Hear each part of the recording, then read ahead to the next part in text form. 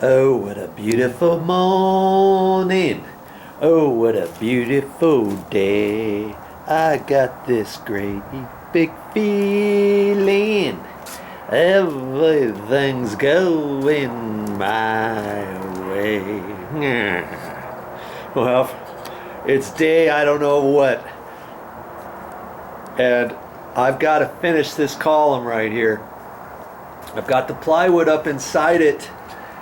And now I've got to wrap it with 2x6s up inside it and finish my plywood down here on the sides, put the 2x6s all the way up in there. Yes, it's going to be quite the day. So if you want to see how I'm going to do that, stick around.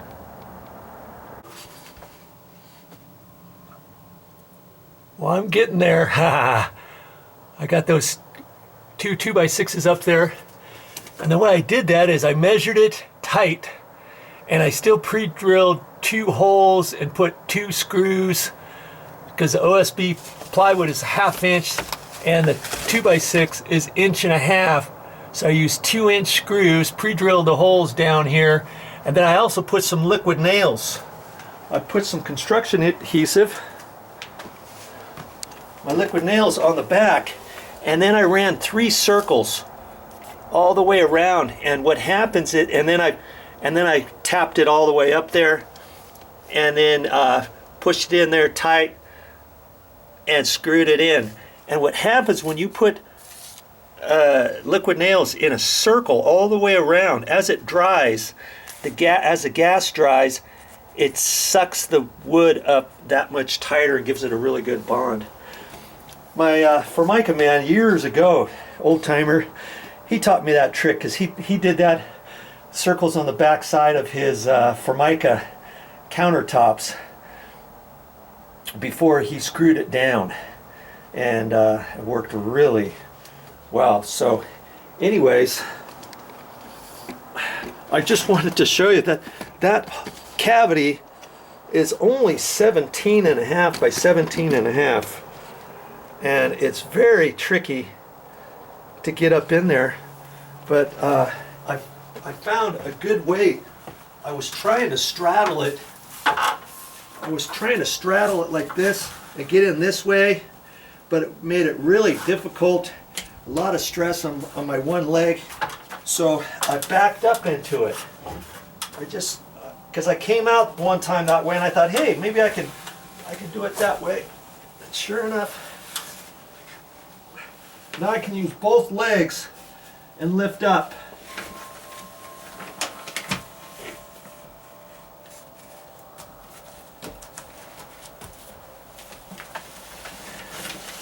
And that, as I come down, I can go sideways and then come off the ladder. Man, it's almost shoulder to shoulder. And then I leave my tape measure and my drill right up here, so I can bend down out of there, reach my hand out there, grab the drill, grab some screws, whatever. And it actually has been working out pretty good. It's given me quite the workout though. Okay, so now I've got to just run some more 2x6s, and they had 2 layers of 2x6s. I think they did that, and then they ran them across the other way, kind of like an H.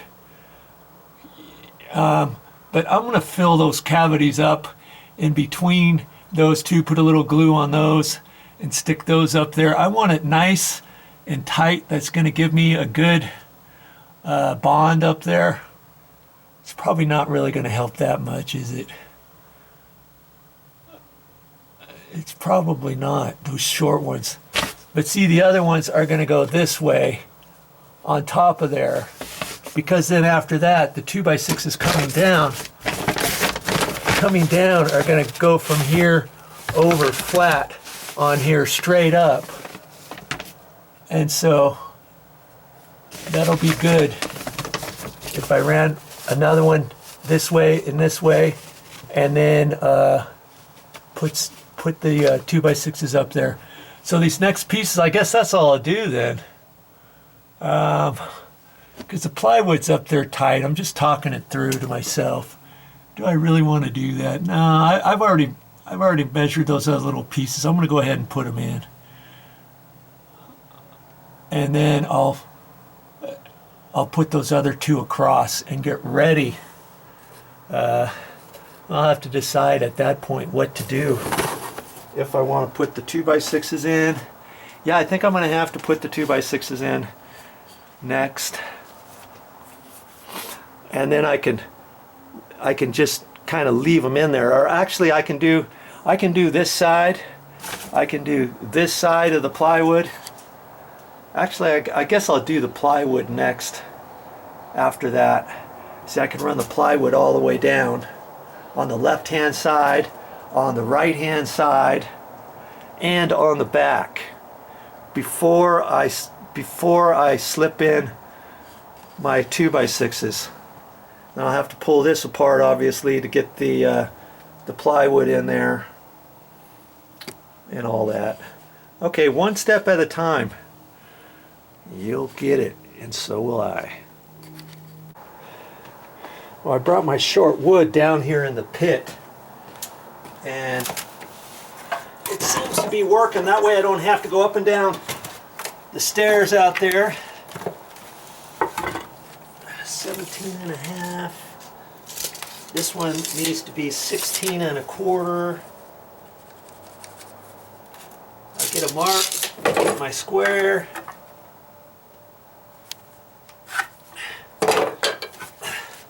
I don't have my nail bag on because I always have to take it off to get up the ladder. So I like to cut the piece off on the right hand side if it's short enough. That way I can see my line as I'm cutting.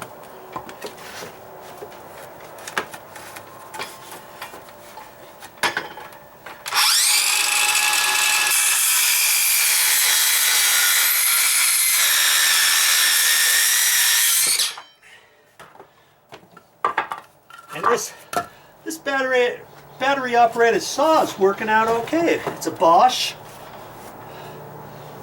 and I didn't know if it was going to last this job or not. 16.25. Now I'm just going to pre-drill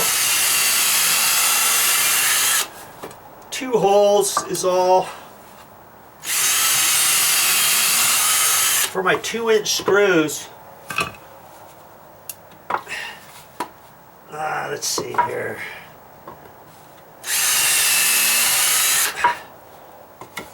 I'm just doing a kitty corner. Not that it matters, but well, that's kind of right in a crack. I'm going to do a different hole there.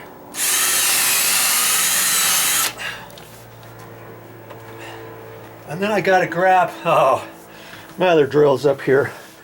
I've been trying to use 2 different drills. That way I don't have to keep changing. And this is kind of like that impact drill from Bosch. The only thing about it is you can't put drill bits in here. I guess you can get a extension piece. You pull that out like that and then take this out, and it catches on that little groove there. But with drill bits, I'm not sure how you would do it. So now I'm just going to take a couple screws. These are my 2-inch, and these are those like deck screws. They're not really deck screws because there's a Phillips head. You can actually get deck screws with a different tip on them. But these are non-rustable, 10-year guaranteed, which cracks me up. What happens after 10 years if they rust? They're already in your house, they're already up in the column. Nothing's gonna happen. Hear that? That's that chuck thing that kind of sinks it down in there if you want to tighten it up. But in my case, I don't really need to do that. Oh, you know what? This is good. These are going up to the other 2x6s up in there. So I need to use 2.5-inch screws. I used 2-inch before because I ran the first layer of 2x6s up to the 1/2-inch plywood, right? So I didn't want to go any further than that, or else I'd hit the concrete, the stucco up above. And besides that, I don't want it to go up through the paper after painstakingly putting 2 layers of paper up there. Okay, so I have some 2.5-inch screws.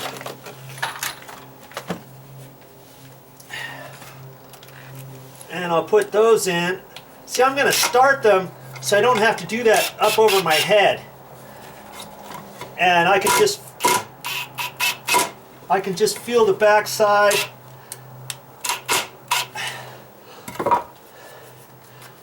I just don't want them sticking out. Okay, right like that.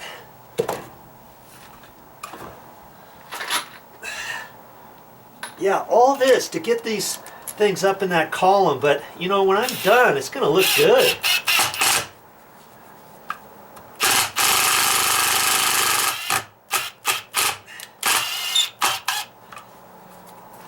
It's doing that because my battery's getting low. I'm going to have to change my battery.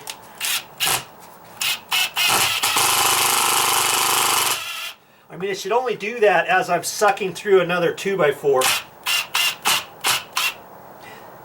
Okay, that's about right. And then on the back side of that, well, I gotta get a battery. Oh, actually, because that's a Bosch and this is a Bosch, I can change batteries right here because I'm getting, I can charge that. That's a little bit better. I've got the chargers going upstairs. Okay, so now I have to remember which is which. Well, I'll remember when I get up there. Actually, okay, that's the shorter of the two. Now see, I'm just going to put liquid nails, just circles, and get them all the way. And then as that dry, that's going to suck right up there.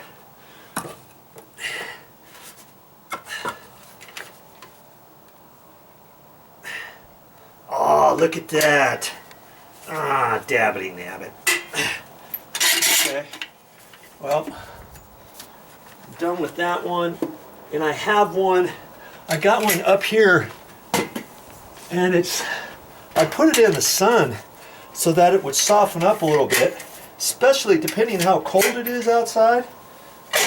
And to cut it, I'm just going to use my tin snips, cut it at an angle. And then it's got a little aluminum casing in there. So I pop that out. That's my little plunger. Okay. I gotta work kind of fast on this just because I'm gonna be doing 2 at a time here. Okay. So there's my 2 pieces, and I'm gonna set them up here. I'm gonna set them up high in there, and I'm gonna climb back up there, and I'm gonna tap them up in there. I've got my screws already on the other side of that. I've got to grab my drill.